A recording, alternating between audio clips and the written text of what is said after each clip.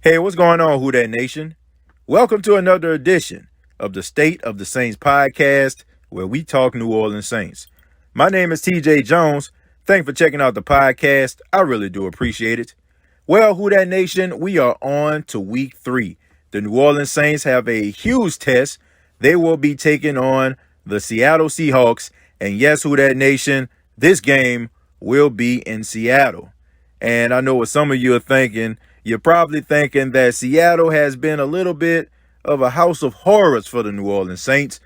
We're going to talk about that. But let's go ahead and talk about some of these storylines. Let's talk about the big elephant in the room. And that elephant is the absence of Drew Brees. Drew Brees is out for 6 weeks. He had successful thumb surgery to repair some of the ligaments in his thumb. So everything seems to have went successfully, so he's going to be back in no time. We have to talk about Teddy Bridgewater.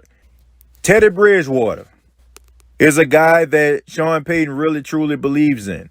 Sean Payton talked Teddy Bridgewater into coming back to playing with the New Orleans Saints to be Drew Brees' backup quarterback.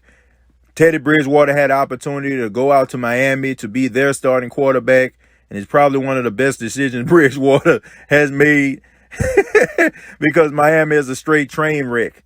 But anyway, Teddy Bridgewater comes back, and a lot of people think that the reason why he came back is because Sean Payton wants him to be the successor to Drew Brees once Drew Brees finally hangs it up. And we have seen over the past couple opportunities for Teddy Bridgewater, he really hasn't really performed at a high level. So a lot of people in the Who Dat Nation are upset at what they see in Teddy Bridgewater. I see a lot of people saying that he's nervous. A lot of people saying that he's not clutch. A lot of people just saying that he just seemed like a deer in headlights. I do not know, okay? But we do have somebody out here that a lot of people love in the Who Dat Nation, and that is backup quarterback Taysom Hill. Now, it's no secret what Taysom Hill can do. Taysom Hill is an athlete. He's a football player. Anything you ask Taysom Hill to do, he can do. In week 1, Taysom Hill caught a touchdown. A couple games last year, he was a big, huge contributor to the synergy and the energy of that team, man. I'm telling you, it has been games I can just think of, probably just the one out of the Tampa Bay Buccaneers game where the Saints was kind of stagnant. A lot of people thought they were going to lose that game, but Taysom Hill went out there and blocked a punt, and he kind of rallied everybody, had everybody all fired up, and the next thing you know, the Saints just rallied and completely just dismantled the Tampa Bay Buccaneers. That is what Taysom Hill means to the New Orleans Saints. That's what a lot of people in the Who Dat Nation look at when they see Taysom Hill. They see hope. They see a guy that has it. They see a guy that has that energy, that swag, that bravado, a guy that they feel like they can believe in. So the Who Dat Nation is basically torn between these two quarterbacks. So who is going to get the start? Nobody knows. Sean Payton said earlier in the week that he is going to announce the starting quarterback when the game starts. He did not go out and say that Taysom Hill or Teddy Bridgewater was going to be the starting quarterback, which I thought was very, very weird. But nevertheless, that's what he did. Teddy Bridgewater, in my opinion, the jury is still out for him. But I'm going to let you know something. I have been one of those Teddy Bridgewater supporters. I have been one of those guys to say, man, give him a chance. Week 17, they had 2 offensive linemen that the Saints got off the street just to play in that game so the other offensive linemen can heal up injuries and don't get hurt. Then we fast forward to this season. He was playing in preseason, but I gave him the benefit of the doubt because most of the guys that he was playing with probably are personal trainers right now at Planet 24-hour LA Fitness right now. So I gave him the benefit of the doubt.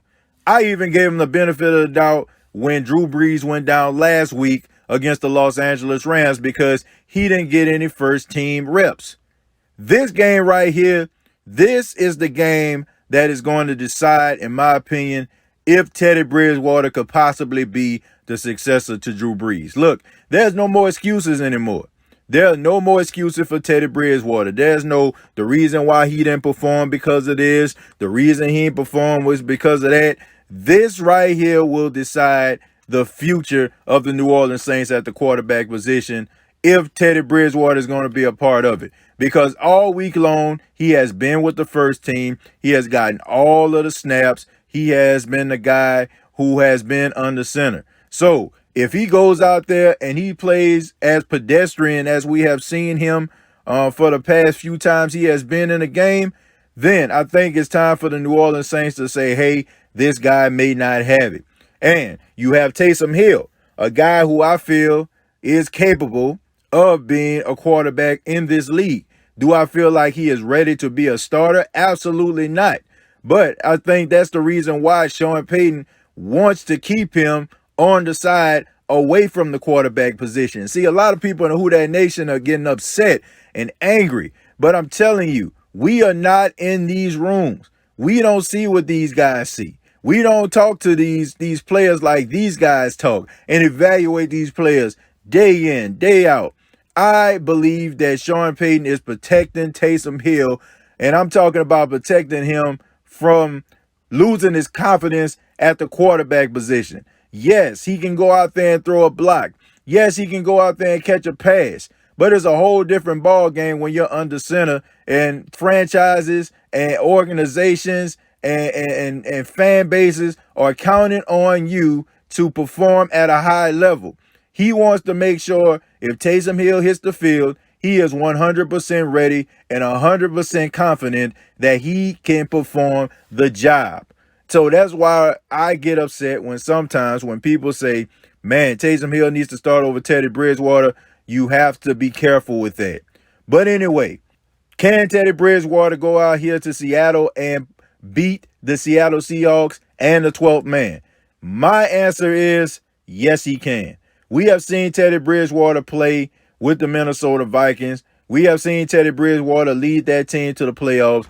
We have seen Teddy Bridgewater have a good season to a point where he made a Pro Bowl. This guy has been a starter in the league. Contrary to popular belief, he is a good quarterback. And I think that he can do enough to lead the Saints to victory. I mean, I put it like this. Is he going to throw for like 350 yards? Probably not. Is he going to throw for 5 touchdowns? Probably not. But he can have an Alex Smith game manager type game where he just basically steers the car and makes sure it don't crash. That is why the Saints need to bring their running game. That is the reason why they need to understand they need to control the time of possession. And that is the reason why some of these wide receivers can't have mistakes like they did last week.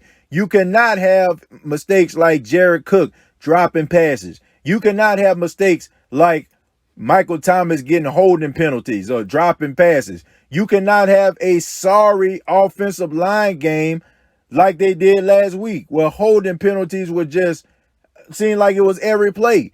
And the defense has to step up. The defense has to play out of their minds. There's no more, man, I thought that was your man. I thought that was your man. There's no more of that. You have to go out there and you have to know your assignment, because now the Saints don't have the security blanket of Drew Brees. If you're down by 17 at halftime, it is going to be an uphill climb. You don't have number 9 that can erase that deficit with just a drive or two. You don't have that anymore. You have to make sure that you're playing at an elite level. You got to get pressure on Russell Wilson. The defensive backs got to make sure that they're actually covering and know their assignments, and they have to secure tackles. Cooper Kupp was breaking too many tackles. I don't think that was Marshawn Lynch out there, and I damn sure know that wasn't Earl Campbell out there. That was a 5'10", 190-pound Cooper Kupp that was breaking tackles like his last name was Campbell or Marshawn Lynch. These guys got to go out here and they got to tackle. Man, the Seattle Seahawks have an incredible team. Man, my goodness. You have Jadeveon Clowney, a guy that they traded for. He's with the Seattle Seahawks. Now you have Ziggy Ansah, the defensive end, the former Detroit Lion. He is back. He's been dealing with injuries. He's going to be on the other side. Then you got Bobby Wagner, who a lot of people consider as the best linebacker in the National Football League. And you have some young cornerbacks. These guys are physical. This is not going to be an easy matchup for the New Orleans Saints. But the question on everybody's mind is, who is going to win this football game? I feel that the New Orleans Saints will win this football game.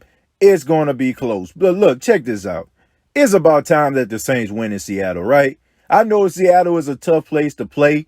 The person that actually designed the stadium, he created this stadium to keep in crowd noise. They say when this stadium gets loud, it's equivalent to a rocket ship taking off. That is incredible right there. So it's really going to be loud. That 12-man flag is going to be flying. But it's about time for the Saints to actually get a win in Seattle. I mean, we know about the whole beast mode run in the playoffs. We all know about the whole Monday Night Football beatdown. And we also know about when they went up there in the playoffs again and got beat. It's time for the Saints to beat the Seattle Seahawks in Seattle. I think that the Saints, if they run the football, if Teddy Bridgewater cannot turn the ball over, if they allow Taysom Hill to get in there and play some quarterback just a little bit or have some plays designed for them, then the New Orleans Saints can win this game. It's going to be close once again, but I think they have what it takes. I got the New Orleans Saints winning this game by a score of 24-20. And this has been a State of the Saints podcast. Let me know what you think about the New Orleans Saints Week 3 matchup against the Seattle Seahawks. Will the New Orleans Saints be able to weather the storm? No pun intended, because it's supposed to rain in Seattle. But will they be able to get over this hump in the absence of Drew Brees? And will they win this game? Comment down below, like and share this video.